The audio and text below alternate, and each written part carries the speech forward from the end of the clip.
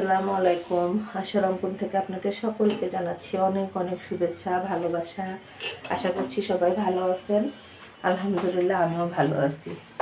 তো যাই হোক, রান্নাঘরে চলে আসলাম। আমার ছোট পুত্র স্কুলে চলে গেছে।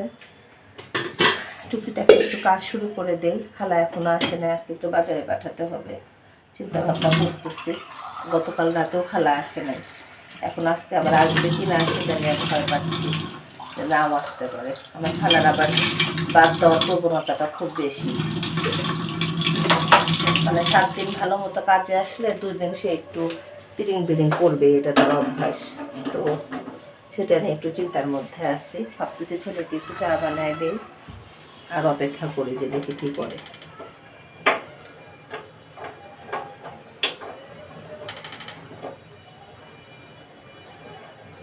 কী ব্যাপার, গ্যাসটা এরকম করে কিসের জন্য? বিসমিল্লাহির রহমানির রহিম।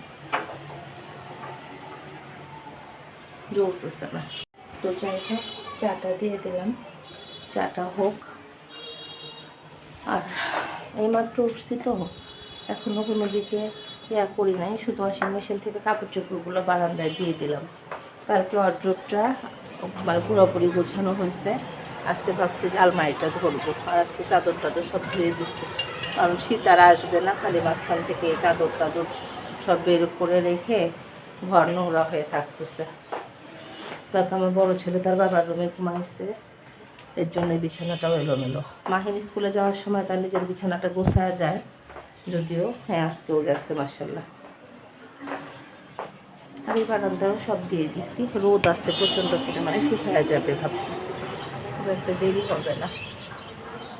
তো দেখা যাক, সকালটা তো শুরু করে দেই। আর খালাকে একটা ফোন দেই, যাতে বাদ দেওয়ার প্রবণতা থাকলেও যাতে না দেয়। একটা ফোন দিলে বোঝা যাবে যে আসবে কি না। 11:30 যেহেতু বেজে গেছে, অনেক বেলা হয়েছে। তো যাই হোক, শুভ সকাল সবাইকে।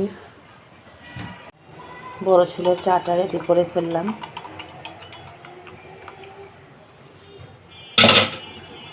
ছোট ছেলে মনে হয় কিছু খেয়ে যায় নাই, খেয়াল করে দেখতেছি যে না খেয়ে চলে গেছে। আজকে আসলে বকা দিতে হবে। বাচ্চারা এত দুষ্ট হয়েছে না, একটু চোখের আড়াল হলেই মানে দুষ্টামি করে বসে। বলছে যে স্কুলে না খেয়ে যাবে না, না খেয়ে যাবে না, না খেয়ে চলে গেছে।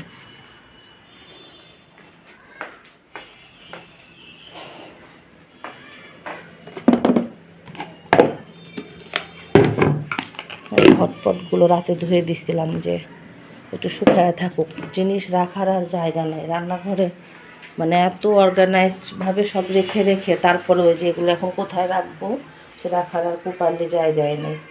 তার মধ্যে আবার এখানে জায়গা নষ্ট হয়ে আছে। দেখা যাক, আগে ঘর বাড়ি গোছায় আসি। এখন বাজে 1:45, মাহিন আসার সময় হয়ে গেছে প্রায়। আবার মাসের ড্রাই গ্রোসারিও চলে আসবে। ঘর বাড়ি গোছানো প্রায় সব শেষ হয়ে গেছে, বাট সময়টা অনেক কম মনে হচ্ছে। খালা আসলো মাত্র, এসে আবার বাজারে গেল, বাজার করে আবার আসলো। তো যাই হোক, সবাই ব্যস্ত, কারো মনে হয় একটুখানি সময় নেই। আর ডিমগুলো না আজকে ক্লিনই আছে, আর বেশি ধুতে গেলে আবার শুকাতে হয়, না হলে মেটালের ইয়াটাতে ঝামেলা হয়ে যায়। হ্যাঁ জ্বলো না, দেখো তো আবার দাও দাও দাও, জ্বলবে, কিছু বলবে না। যাই হোক, নতুন গ্যাসটা নাকি আবার ভংচং করতেছে। জ্বলছে,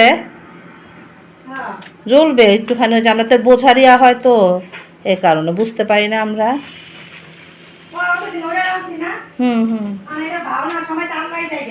হ্যাঁ, ওই চাপ দিয়েই এদিকে আনতে হয়, আমরা আবার চাপ দিয়ে আবার ছেড়ে দিয়ে আনি, তো এই কারণে আসে না।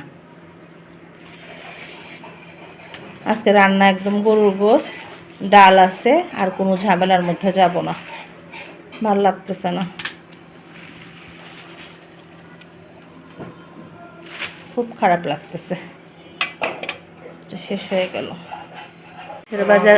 ওয়ালাইকুম সালাম, ভালো আছো? আমি তোমাকে ফোন দিতে চাইতেছি যে কি ব্যাপার, খালা রান্না করতে গিয়ে তো আসে না এখনো। আচ্ছা, খালার চাচা নাই, আবার অসুস্থ? ওই বাসায় তো অসুস্থতা সারতেছে না, একটার পর একটা লাগেই আছে সবার, খালি অসুখ অসুখ। তুমি গেটটা খালি একটু খুলে দাও তোমাদের। মাছের বাজার একদম শেষ হয়ে গেছে, রান্নাঘর খালি। লাইজল শেষ হয়ে গেছে খালার তো লাইজল ছাড়া চলে না। কি কয়েল দিছে এটা? আমি চাইছি চায়না কয়েল, দিছে পাতা কয়েল। এই পাতা কয়েল মানে কেমন আবার আল্লাহ জানে। পাতাবাহার তো আমরা ব্যবহার করি না সাধারণত। রাস্ক বিস্কিট, কি ব্যাপার ডিপ্লোমা এরকম এলোমেলো দিচ্ছে, দুটো দিচ্ছে কেন? নাই মনে হয়, ওই জন্য ছোটো বড় মিলাই দিচ্ছে। এখন বুদ্ধি আছে। রান্নাঘরে খালার বাজার শেষ হয়ে গেলে খালা একদম পাগল হয়ে যায়। খালা এই নাই, খালা সেই নাই, খালি নাই নাই। আমার এখানে খালা মাহিনের জন্য রুটি ভাজতেছে, আর এখানে হলো গরুর গোশত রান্না করতেছে। তো আজকের গোশতটা মোটামুটি ভালো নিয়ে আসছে খালা, হাড্ডি গুড্ডি কম। খালা গরম মশলার প্যাকেটটা ঢালছো? ভালো করছো। ইয়া হোক, চুলার তীব্রতা অনেক বেশি, তাপের তীব্রতাটা অনেক বেশি, কম না। আর এদিকে মাহিন আজকে না খেয়ে গেছে, মাহিনকে আজকে বকা দিতে হবে খুব মতো। ও খালা গরম চুলা কিন্তু মুছতে একদম না করছে। আমরা গরম চুলা মুছে ফেলি না খালা? তুমি আশেপাশে দিয়ে মুছে দিয়ে যায় আর একটা শুকনা ন্যাকড়া দিয়ে মুছো, চুলা ঠান্ডা হয়ে গেলে পরে মুছতে হবে। আমার মনে হয় যে ওই চুলাটা গরম গরম মুছে মুছে আরো বেশি, তাই না খালা? আমরা তো একদম একদম ওই যে আগের চুলাটা খালা গরম, তুমি রান্তারা মুছতাম তাই না খালা? এরকম হ্যাঁ হ্যাঁ, তাই তো করতাম। তাই তো ওই লোক বললো যে আপনি মনে হয় গরম চুলা মোছে না পা। তাই না বললাম যে গরম চুলা মানে কি, খালা রান্না করে আমি মুছি, খালা রান্না করে আমি মুছি, এই হলো অবস্থা। আজান দিয়ে দিল তাই না খালা?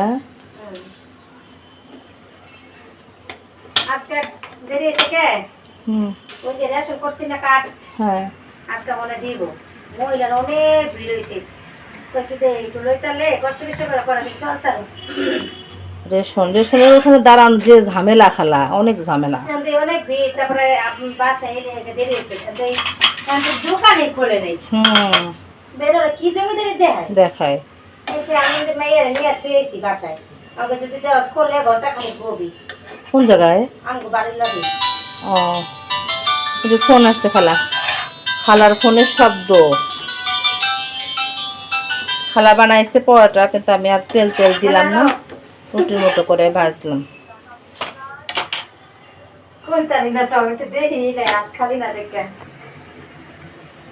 একদিন পর খুব শর্টকাট রান্না করা হলো।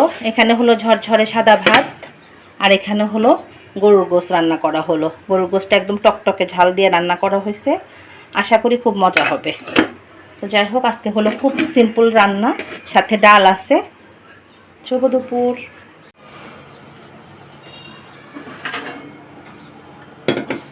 তো এখন চলে আসলাম একটু রান্নাঘরে। ইফতারের সময় না একটু মিষ্টি না থাকলে কেমন যেন মানে টেবিলতে ভালো লাগে না। তো যাই হোক, সেটার চেয়ে বড় কথা হলো আমি যে লিকুইড গুড়টা অর্ডার করছিলাম আমলার পেজ থেকে, সেই লিকুইড গুড় মানে দিয়ে পায়েস রান্না করছে, সুজি রান্না করছিলাম সেদিন।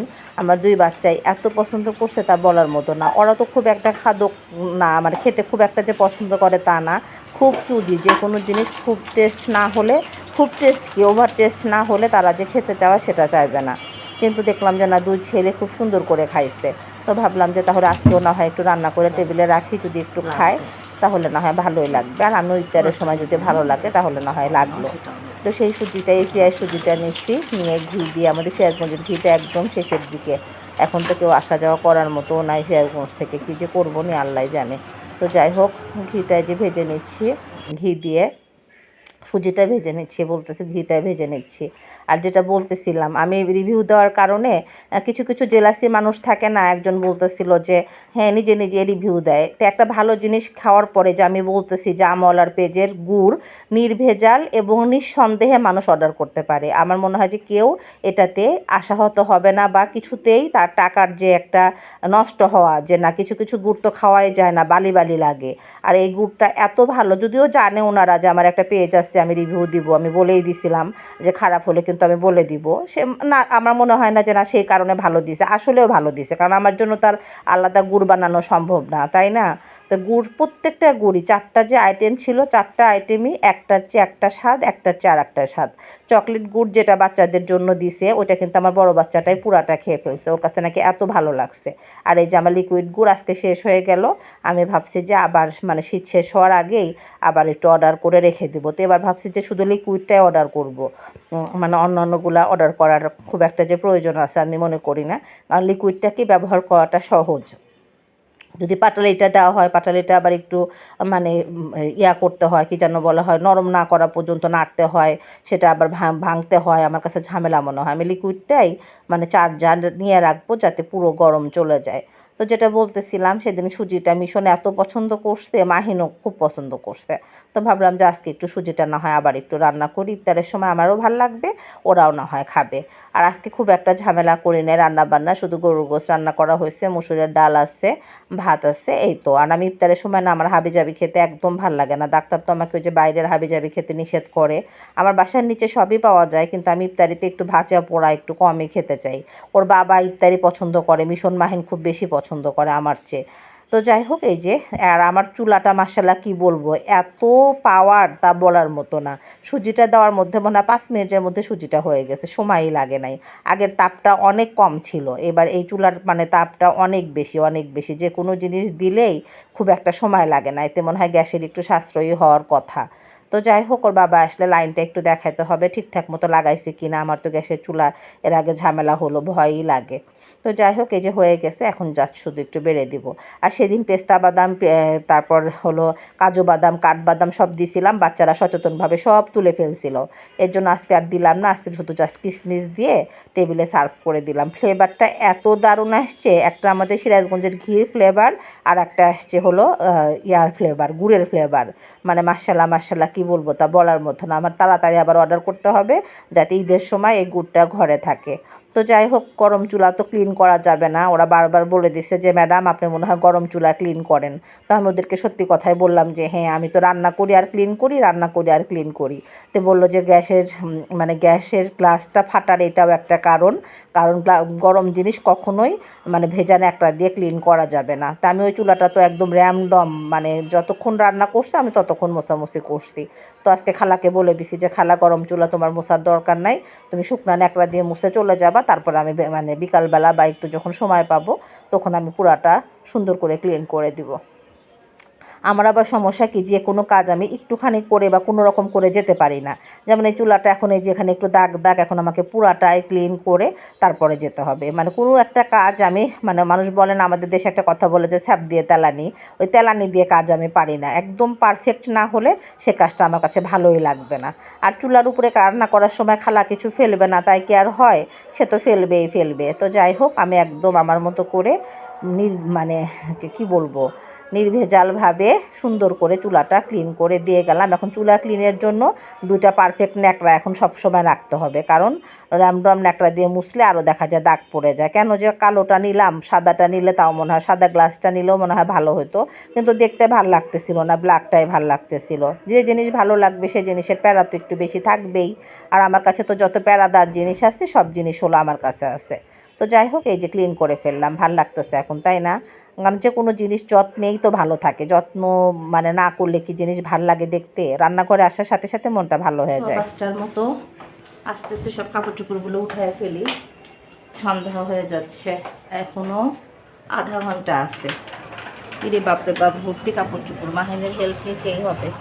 সোফার কাভারগুলো আজকে আলমারিতে তুলতে হবে। কেন যেন ইদানিং আমি কাপড় চোপড় খুব একটা ক্লিন হচ্ছে না মনে হয় আমার কাছে। আর আমি কাপড় উঠানোর সময় ক্লিপ হাতের থেকে পড়বে কোনো না কোনোভাবে, না পড়লে হবেই না। মাহিনকে একটু রিকোয়েস্ট করে দিয়ে আসি, দেখি কি বলে। কিছু বলবে না, করে দিবে, কিন্তু একটু বলবে আম্মু, আল্লাহ আব্বু আল্লাহ, তুমি লাইট দাও না কেন? তোমার হেল্প ছাড়া কি আমি এগুলো করতে পারি বলো? আমি রোজা আছি, তুমি ছাড়া আমার কি আছে বলো? ফ্যান দিতে হবে, লাইট দিতে হবে, সবই দিতে হবে। তুমি লাইট ছাড়াও, তোমার বন্ধুরা আসছিল ডাকতে, ওদের সাথে দেখা হয়েছিল, 3টা বন্ধু আসছিল মনে হয়। বললো মাহিন কোথায়? অনেক কাপড় কিন্তু আব্বু সুন্দর করে ভাঁজ করবা, এই ইয়া করবা না, কুচি করবা না। এই যে সব দিয়ে দিছি কাপড় চুপড় একদম। আজকে ওয়াশিং মেশিন ভর্তি হয়ে আছে। আর এই যে এই বারান্দা সব কি, এই বাসাটা সবাই ছাদে রান্না করে। কি করবে, আমাদের এদিকে না গ্যাসের খুব সমস্যা হচ্ছে, এত সমস্যা হচ্ছে তা বলার মতো না। যা করে না, আমাদের তো সিলিন্ডার গ্যাস, যাদের লাইনের গ্যাস তাদের খুব সমস্যা হচ্ছে, প্রচণ্ড পরিমাণে সমস্যা। চাকরিটা করা হচ্ছে না। তো যাই হোক, আস্তে আস্তে টেবিলে এখন খাবার দাবার দিয়ে দিই, যেহেতু সময় খুব একটা নাই। আজকে মাহিনকে বলতেছি যে আম্মু, কিন্তু মাহিন তো ওই সময় মসজিদে যায়, ওকে বললেও ওই সময়টা খেতে চায় না আমার সাথে। তরকারিটা মনে হয় একটু গরম করতে হবে, হালকা পাতলা মনে হচ্ছে ঠান্ডা হয়ে গেছে, ঠান্ডাই হয়ে গেছে। একটু গ্যাসের উপরে দিয়ে দিই। আবার ভাবছিলাম যে গরম না করলেও মনে হয় চলবে, কিন্তু চলবে না, একদম ঠান্ডা হয়ে গেছে। আমরা এখনো গ্যাসটা চালানো ভালো মতো রপ্ত করতে পারিনি। ভাতটা বেড়ে দিব, তারপরে সন্ধ্যার পর একটু নিচে যেতে হবে। আমার খালার নাতি হয়েছে, তাকে আবার একটু দেখতে যাওয়া দরকার। কত দায়িত্বের মধ্যে যে থাকি সেটা বলার অপেক্ষা রাখে না। আর ড্রয়িং রুমের অবস্থা তো সব ঠিকঠাকই আছে। ড্রয়িং রুমটা এলোমেলো করার পরে না একটু ভালো লাগে, যদিও একটু উল্টা এলোমেলো হয়েছে। টিভি ক্যাবিনেটটা তো আর টিভি ওই পাশে রেখে টিভি ক্যাবিনেটটা এই পাশে ভালো লাগবে না, তাই না? কিন্তু তারপরে রুমটা একটু চেঞ্জ করা হয়েছে, তো আমার কাছে একটু দেখতে ভালো লাগতেছে। একঘেয়েমি দেখতে দেখতে না আর ভালো লাগতেছিল না। রুম একটু মাঝে মধ্যে ফার্নিচার এদিক সেদিক করলে, মানে আজকে আমি গোসল করি নাই তো একদম বিধ্বস্ত লাগতেছে, আমার জ্বর লাগতেছে। একটু মানে এদিক সেদিক করলে একটু ভাল লাগে, কিন্তু রুমটা এত ফিক্সড করা, মানে এদিক সেদিক করার মতো কোনো উপায় নেই, সবসময় একই রকম থাকে। এটা বলতেছিলাম যে একটু ফার্নিচার এদিক সেদিক করলে মানে একটু ভালো লাগে। তারপরেও মাহিনের রুমের খাটটা যখন নষ্ট হয়ে যাবে, ভাবছি যে এই খাটটা মাহিনের রুমে ট্রান্সফার করবো। তা করা যাবে না, ড্রয়িং রুমে একটা খাট রাখতেই হয়, কারণ গেস্ট আসলে আবার দেখা যায় যে বাচ্চা কাচ্চার সাথে ওরা থাকতে চায় না, সাধারণত কারোর সাথে ওরা রুম শেয়ার করতে চায় না, একটা যন্ত্রণা।